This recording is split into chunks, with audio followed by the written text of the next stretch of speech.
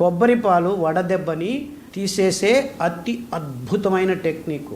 Half chip కొబ్బరి తురమండి, మిక్సీలో వేయండి, 1/2 లీటర్ నీళ్లు బట్టలో పిండుకోండి, కొబ్బరి పాలు వస్తాయి. దానికి మళ్ళీ 2 లీటర్లు నీళ్లు వేసి మట్టి కుండలో పెట్టుకోండి.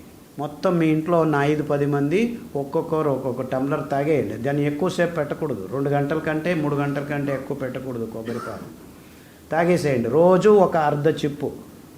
ఎండాకాలం 45 కాదు 50 డిగ్రీలు వచ్చినా మీకు ఏ ఇబ్బందులు ఉండవు.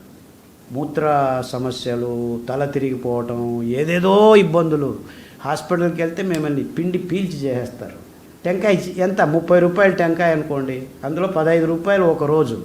సో 2 నెలలు 60 days ఇంటూ 15 రూపీస్ ఎంత అయింది? 15 3,000 రూపాయలతో మీ మొత్తం ఇంటిల్లి 10 ఒక్క డాక్టర్ దగ్గరకు వెళ్ళాల్సి